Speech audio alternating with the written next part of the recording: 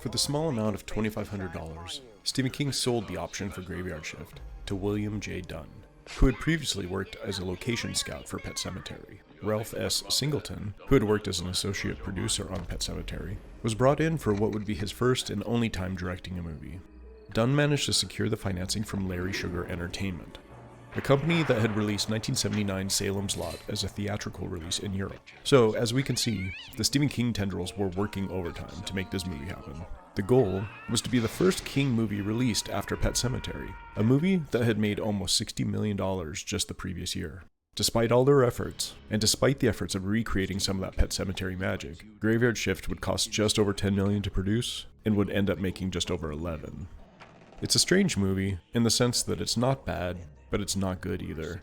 You can see all the elements at work, and they should go together. You have some decent kill scenes, the special effects are quite good, the production seems to be pretty high, but yet, at the end, the movie was just kind of forgotten by audiences. When I talk about movies here, I usually run across little pockets of fandom. For example, the Howling people are enthusiastic about those movies, and we'll let you know all about that passion. We'll see if Graveyard Shift has a fan base. Let us know in the comments. As always, keep it friendly.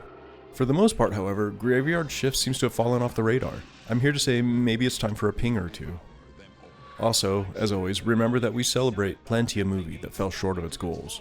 We almost celebrate the ambition, or we, as horror fans, are great at applying context towards these movies. We see their original goals, we see the drama on set, we see the actors doing their best with what they have, and we put it all together and appreciate the end product because of all of that. I'm not sure any other type of genre is as forgiving or defensive about their movies as is the horror genre. I think this movie might rise to that level. It's technically a well-made movie. The acting and writing seem on par with what we see as the end product, but yet something remains off. If anything, Stephen King might have summed it up for us when he described Graveyard Shift as just kind of a quick exploitation picture. He also name-dropped it when mentioning his least favorite adaptation. His opinion is pretty astute, considering all I mentioned at the beginning of this video, the carryover of crew from Pet Semetary, and the goal of trying to be the first Stephen King release after Pet Semetary. And King was right. It was a quick exploitation movie. I will say, looking at the box office for this, I'm taken down memory lane.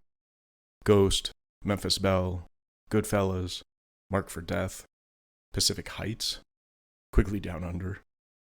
I worked at the movie theater when this came out, so seeing all these titles really sends me back.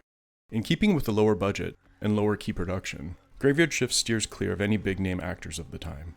We have David Andrews, who before this had been working his way through popular television shows of the time, The Equalizer and LA Law, to name a few.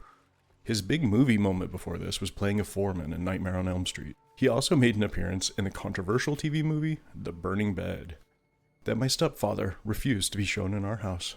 David has worked consistently and has shown up in various things from Band of Brothers, Fight Club, HBO's The Watchmen, The Boys, and For All Mankind. Stephen mocked playing the corrupt manager, Warwick, a Stephen King trope if ever there was one, with the worst New England accent ever. He was also working around a lot of 80s television at the time. Hill Street Blues, The Scarecrow and Mrs. King, Columbo.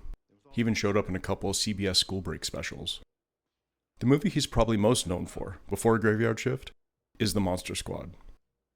After Graveyard Shift, it looks like he stayed in TV land, even appearing in the recent streaming juggernaut Suits. Kelly Wolfe, the love interest, previously had been working in television as well, a couple ABC after-school specials, along with a CBS school break special. Kelly's big movie break before this was probably less than zero.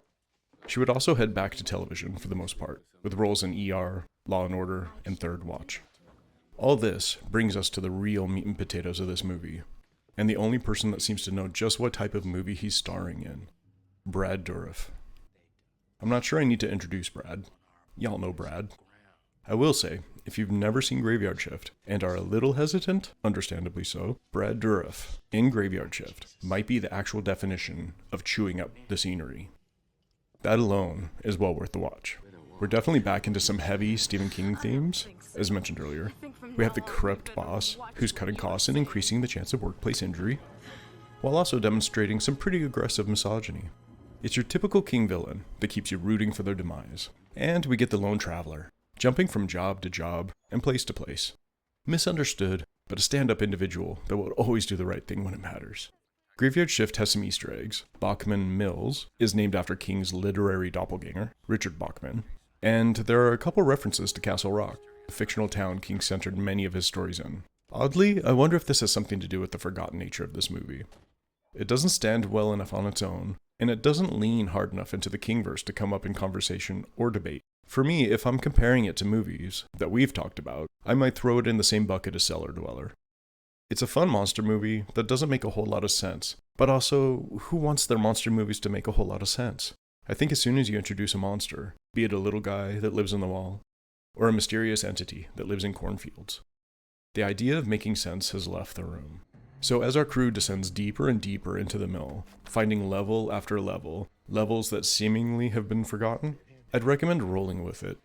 When I watched this recently, I was reminded of the Alien movies a fair bit. The dark, dank, claustrophobic feel of the people trying to evade an evil they don't understand, and an evil that could be lurking just about anywhere. Circling back to Cellar Dweller, there's just not much out there about this movie. Usually when I do research, I can find blog posts and articles from various sites that have a bit more information, or at least just have a discussion about whatever movie I'm looking into. Graveyard Shift falls into that if a movie farts in the forest, did it make a noise type category. Ultimately, I enjoyed this one. Will it enter my rotation of horror movies? Probably not.